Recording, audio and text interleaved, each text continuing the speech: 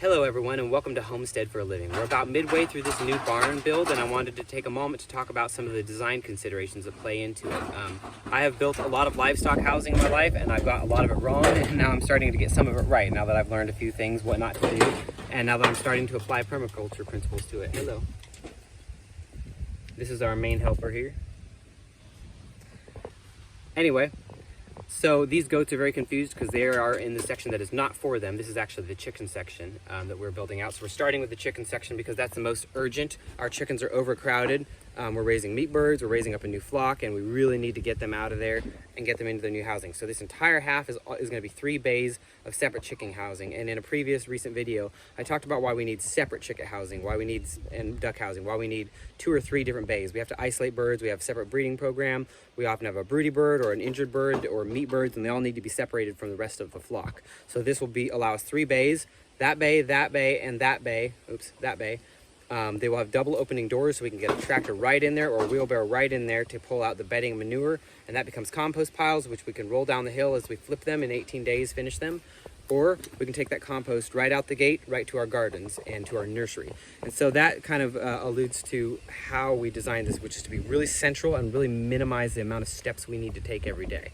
So our previous goat housing was way down on the hill, which was a bad location, but we chose that because we'd never raised goats before and we didn't know how much noise they would make. We have a neighbor right there, so we didn't want to put them too close to that neighbor, but now we know they only make noise when they're hungry. So we feel comfortable putting them up on top of the hill, which is far more ideal for this building because we're doing a lot of water catchment with these totes off of it, and that water catchment will be for them.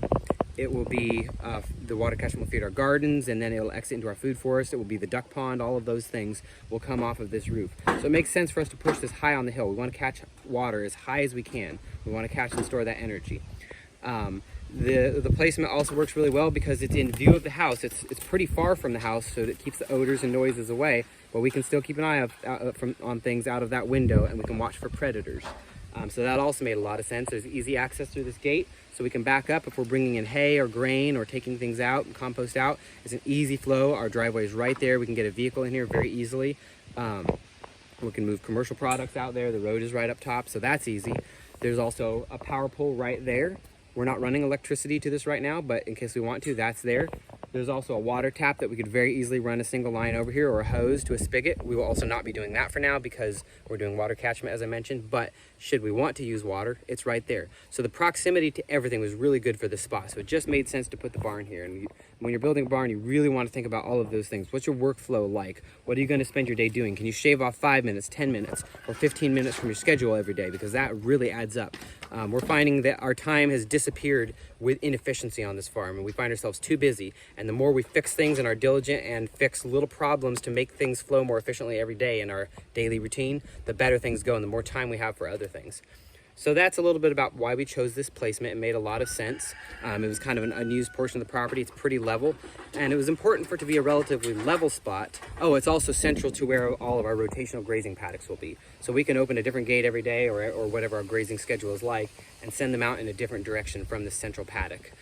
So that's why we chose the placement. Let's talk a little bit about construction style. We're trying to keep this under about $1,000. So the jury is out on whether we will pull that off, but we're trying to keep it there.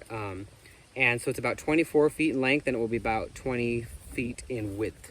So to keep it really cheap and easy, we just used 4x4 posts. Those are not scrap. One of them was scrap, but the rest of those were new. Sank them into the ground. Post hole digger did it manually, then about a quarter to half a bag of concrete, and they are perfectly sturdy. And then just regular 2x4 rafters spaced 2 feet apart with 1x4s across for the sheet metal to attach to. Nice and cheap. A lot of these 2x4s we already had on hand, so that saved us some money as well. We used 2x6s on these exterior boards here to give it a little bit more strength, but these widths of these are 8 foot, and the whole structure is 8 foot, a little bit less actually, so that we can use 8-foot sheet metal across it. That keeps it really cheap, thinking about the dimensions. I went a little long on it, so make sure you keep it, like if you're doing a half slant roof like this, probably go under 7 feet in width to make sure that you have plenty of room there. So to also keep this cheap and to be able to, like I mentioned, we have to get the chickens in there really quickly. So this will just be the chicken side. Later on, we will do the other half of this. So that's a lean-to roof. Now we'll come down right there and make another lean-to roof, and that will be about 10 feet in width. And that will be for feed and storage and for some of the goats as well. Then we can do more lean-tos off the side. So this allows us to do the construction, start using it in phases, because we're always pressed for time, pressed for money, just like all people who have a working homestead. So this allows us to do things in phases. That makes a lot of sense. And so regarding the rest of the construction, we are using, to again keep things cheap and easy, we're using these log sides for siding. I get these for 15 bucks for a gigantic trailer load of this from our local sawmill. They're very common, and these are the round ends that they can't really use for anything.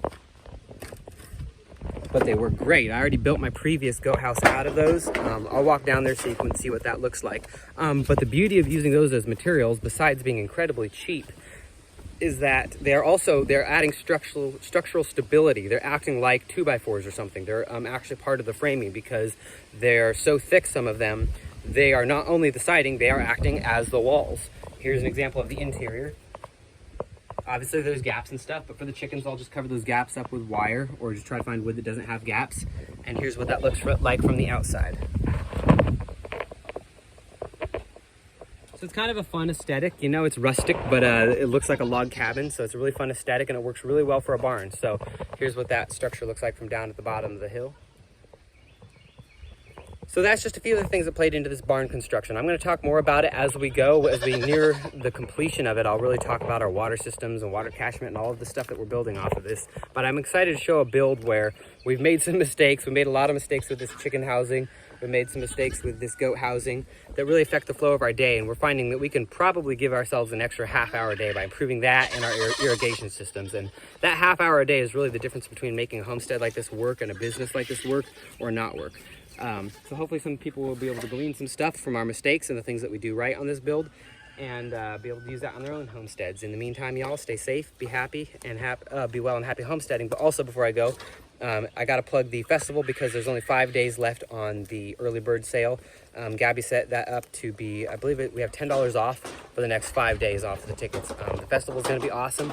We're going to be talking about a lot of homestead design and stuff like this. We're going to have a panel of homestead designers ranging from Billy Bond from Permanent Pastures and William over there, Carrie Brown, Jonathan Ramirez, bringing in a lot of really awesome permaculture and homestead designers who have been professionals at this for a long time, who have built incredible operations. And they're going to have a panel where we can just sit there and ask everybody questions and hear the different answers and the different perspectives, all coming from the same permaculture perspective. It's going to be a unique thing that I've never heard of. And it was a fun idea that the board of Back to the Land came up with, and I think that'll be a really cool feature of the festival. There's going to be a lot more than that. I won't talk too much about the festival. It's all up on the website, backtothelandfestival.com. So come if you can. It will be an awesome time. But in the meantime, everyone, be well and happy homesteading.